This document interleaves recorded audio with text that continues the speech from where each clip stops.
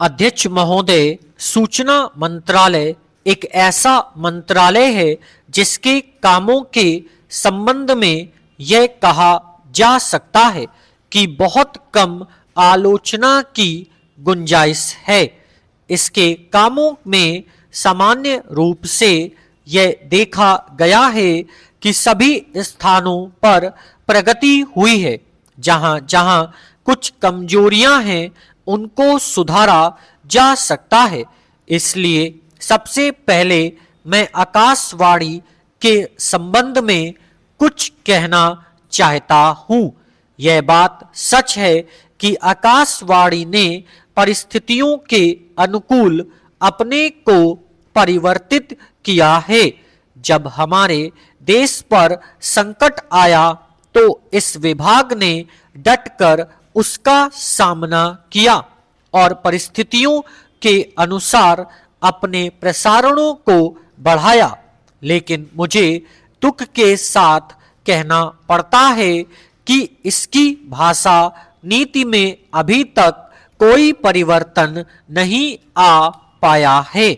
इस मंत्रालय का एक महत्वपूर्ण विभाग पत्र सूचना कार्यालय है, जिसके द्वारा सभी सरकारी सूचनाएं अखबारों के द्वारा जनता तक पहुंचती हैं।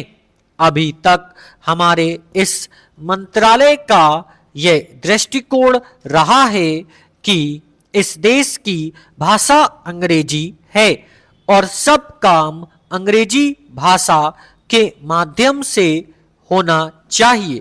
यही कारण है कि इस विभाग से जो सूचनाएं प्रसारित होती हैं उनमें से अधिकांश अंग्रेजी में ही प्रसारित होती हैं, जिसके कारण देश भर में हमारी सरकार की बातें जनता तक नहीं पहुंच पाती।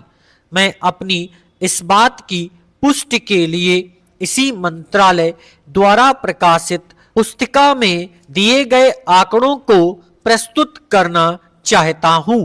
आप इन आंकड़ों को देखें तो आपको ज्ञात होगा कि अधिकांश प्रकाशन अंग्रेजी में हुए हैं।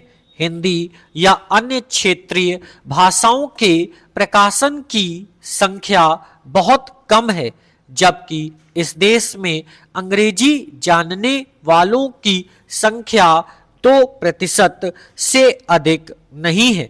अन्य भाषाओं के जानने वालों की संख्या इस देश में 84 करोड़ है।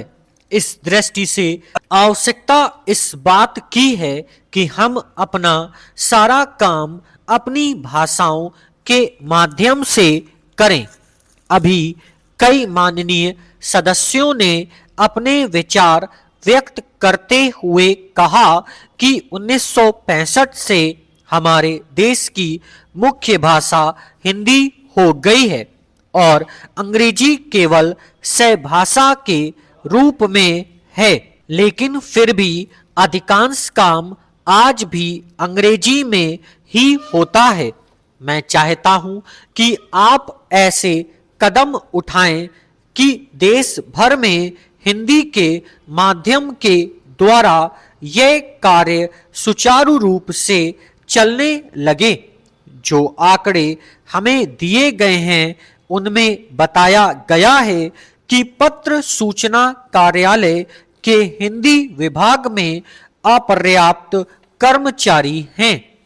अध्यक्ष महोदय, मैं मंत्री महोदय को बतलाना चाहता हूं कि कुछ वर्ष पूर्व इस विभाग में अपर्याप्त कर्मचारी थे।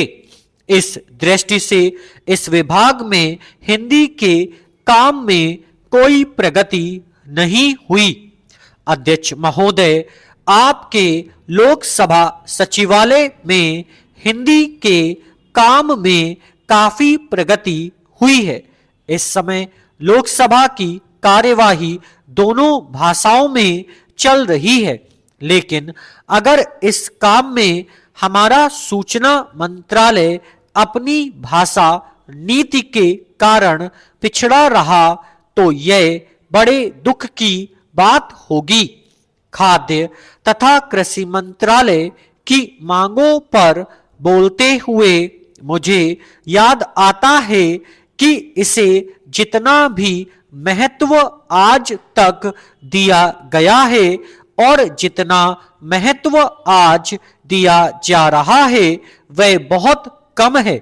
अभी अंतर्राष्ट्रीय व्यापार पर बोलते हुए व्यापार मंत्री ने बताया था कि निर्यात की आमदनी में कृषि का कितना महत्वपूर्ण योगदान रहा है। उन्होंने बताया था कि 70% निर्यात कृषि की वस्तुओं का हो रहा है और उसी के द्वारा हमें इतनी आमदनी हो रही है। इस दृष्टि से कृषि का महत्व और भी ज्यादा बढ़ जाता है। उन्होंने यह भी बताया था कि यदि कृषि उत्पादन केवल 5% और बढ़ जाए तो निर्यात से हम 100 करोड़ रुपए के लगभग अपनी आमदनी को और ज्यादा बढ़ा सकते हैं।